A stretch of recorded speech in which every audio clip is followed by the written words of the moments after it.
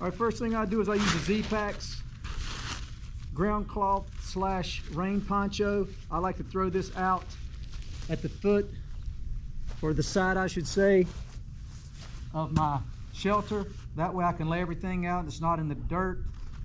So that's how I set things up. Crash is checking it out right now. All right, so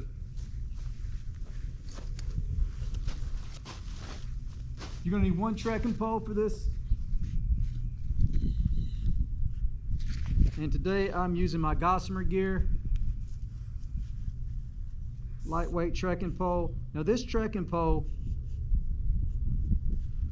this one lasted the entire trip. The other one cracked on me, so still very lightweight, very comfortable. I'll talk about these later. So you need one trekking pole, whatever it is. If you want a ground cloth, there you go. You're gonna need your stakes. These come separate from the shelter. The shelter comes as is with a stuff sack, or a carrying sack I should say.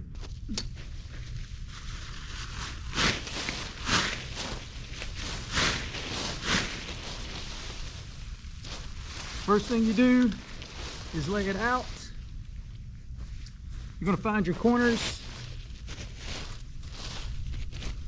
The Zpacks emblem shows you the front side of your tent. Since you don't have dual vegetables here, you pull out the back side. And it's been a minute since I've set this bad boy up, so we'll see how I do here.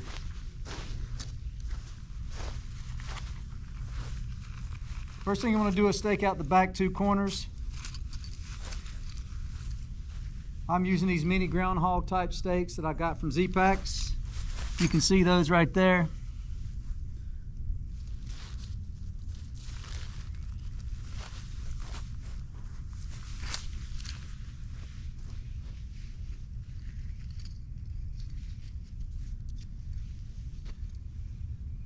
So here I'll pull this fairly taut, put in my stake, then you come to the front,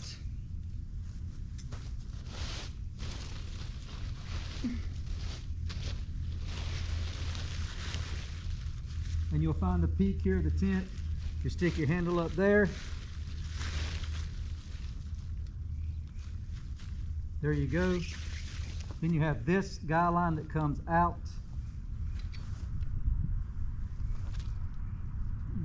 Camera here.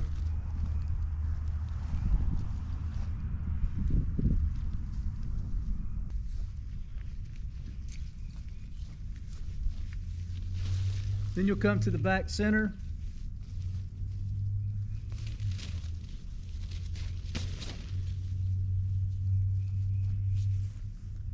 Stake it down there.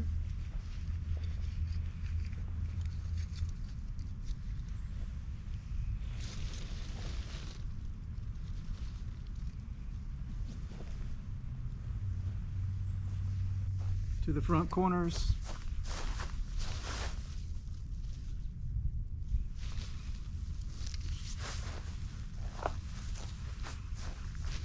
And that's a rough pitch.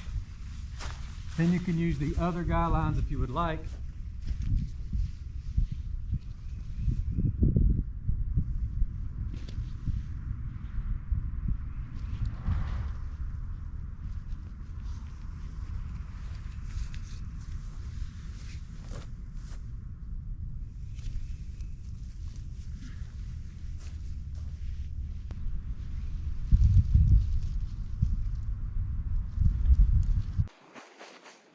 Alright, so here Crash is inside the Plex Solo.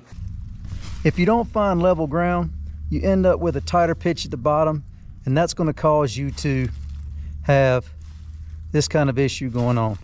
So what I'll do is I'll show you, this is a pitch that is close to the ground. Then you lose headroom up here, and you lose your toe box down here. So I'm going to step out and reset it, then I'll show you again. Okay, so what I've done now is I've gone around, and I'll show you. I'll lengthen the guy lines here to bring it up off the ground a little bit.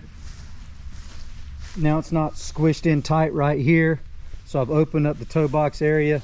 by simply lengthening the guy lines, and then I have staked out the sides. So that right there is what's going to give you more interior volume. You're probably going to want to normally do this. So 1, 2, 3, 4, 5, 6, 7, 8, 9, 10 stakes. If anything, that is the downside to the Plex Solo, is the sheer number of stakes that you want to use to get it pitched right to give you the most interior volume. So maybe that's a con of the shelter, but again, all in here, we're still looking at under 1 pound, and setup time is pretty simple. This takes you about 2 minutes to set up. Let's go back inside and check out the interior volume. Okay, so here I am laying in the Zpacks Plex Solo.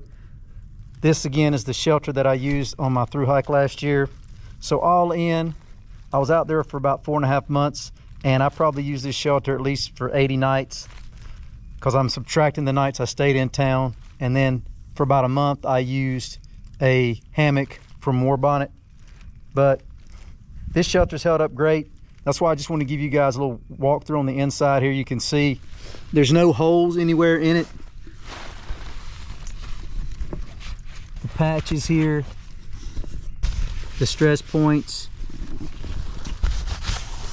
they've all held up. The netting itself has held up well without any holes in it all the way around. Yep, so no holes there. This is a 1-person tent. The toe box, you do have to kind of sleep up towards the front and then set your pack over here beside you. So like right here, this is where you want to put your pack, over here. This way you get the most room at the end and up at the head right here. I didn't have a problem with condensation getting on my gear, but just a couple times, and that was in the coldest of the cold weather early on.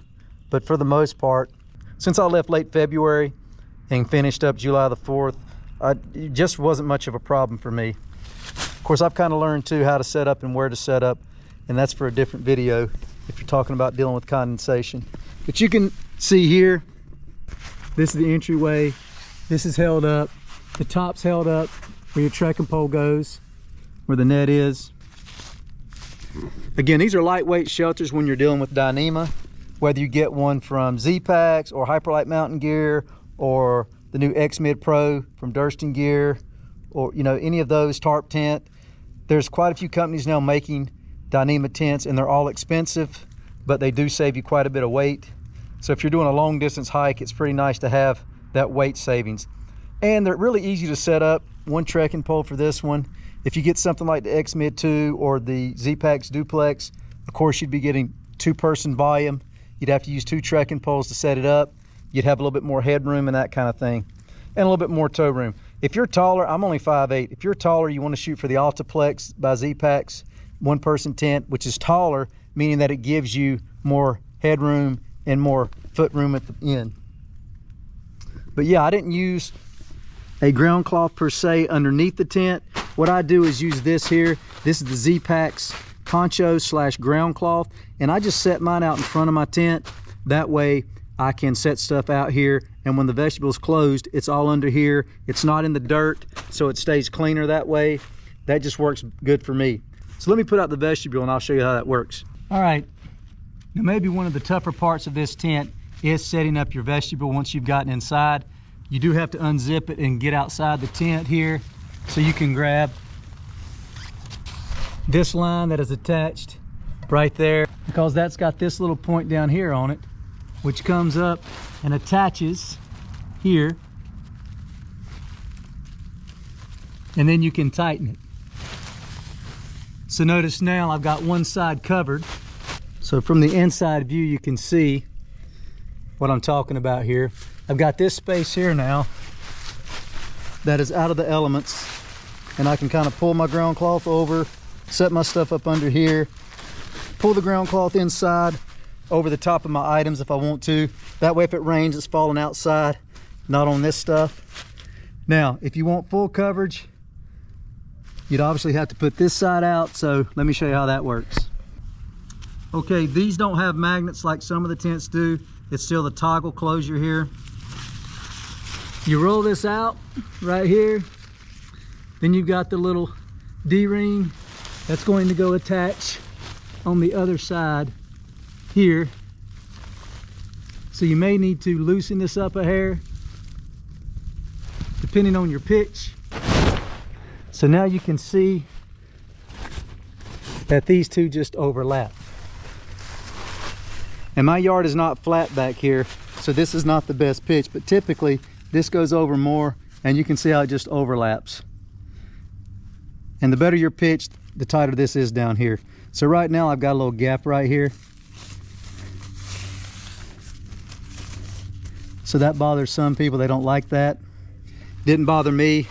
My stuff never got wet because, like I said, I'll find a better spot to pitch when I'm out on the trail that's not as downhill as my backyard here. But yeah, that goes to show you your interior volume. And I would just pull in,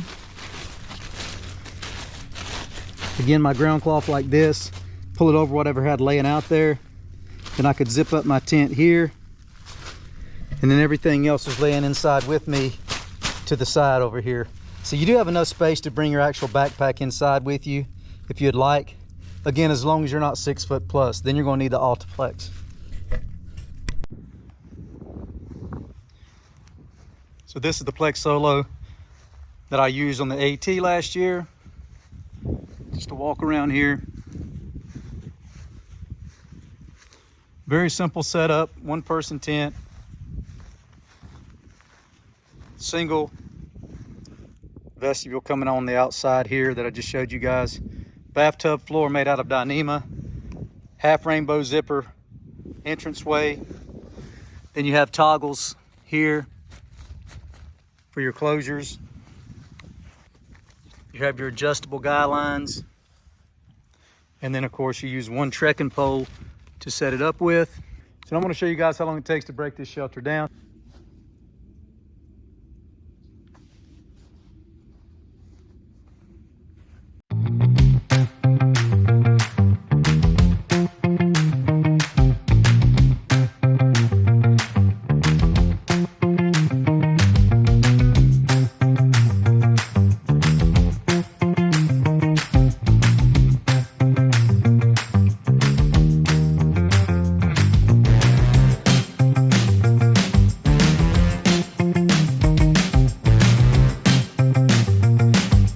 So I just took my time, and I'm at 2 minutes flat on pulling my stakes out and cleaning them off.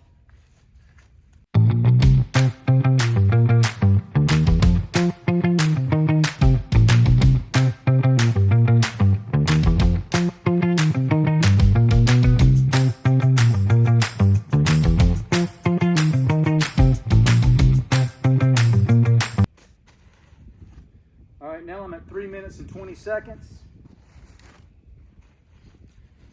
Here's the bag for the tent. Timers can't be set for a time of day, so I set your timer alarm for 3:03 p.m. And this goes right down in the bag. Plenty of room for the tent. And of course, if you'd like, you can slide your stakes right in beside it, like so. All ready to go in 3 minutes and 32 seconds. And that's me taking my time. So you can see I didn't rush around. I didn't do anything crazy. So slightly over 3 minutes, everything's packed up, ready to go in a nice little tight package. All in with the tent stakes, you're looking at 1 pound. Okay, slightly under 1 pound. That's hard to beat for a 1.5 person tent. Again, you will need a trekking pole.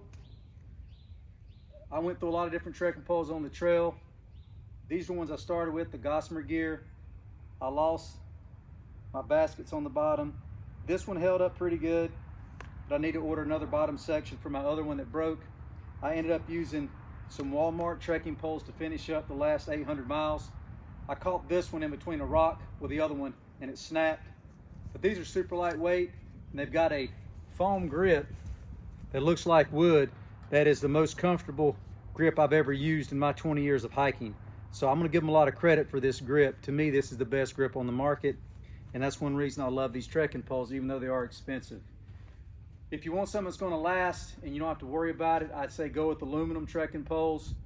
You can get them at Walmart for like 20 bucks a pair, or one for 11 bucks if that's all you want to carry. So that's hard to beat. And there's also various ones online that you can check out on Amazon. But Gossamer gear and the knock poles are two pretty popular lightweight versions if you're concerned with ultralight. The other item that I'm going to brag on here while I'm setting this up is this poncho. You can see the zippers here, and then the hood. This thing is fantastic.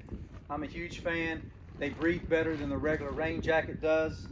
You can use it for the ground cloth out front like I showed you earlier. You just throw this on over your backpack, everything stays dry. So on those long rainy days where it's raining all day long, I would highly encourage you to pull out something like a poncho. Now this is expensive because it's made of Dyneema. So this is a $200 and some piece of kit. Mine held up for the entire through hike, no holes. Zippers did great, it's waterproof, fantastic. So I've got it for another through hike. So I've still got to use this for the Pacific Crest Trail, and the CDT is my goal. And if I get 3 long trails out of this thing, I will feel like it was well worth it. So, Zpacks, ground cloth / poncho. All right, that's it. That's all I've got for today. Crash wants to say bye to you guys. Here he is. All right, Crash. Say bye, buddy.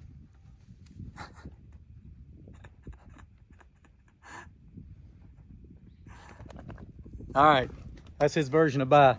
Check you later.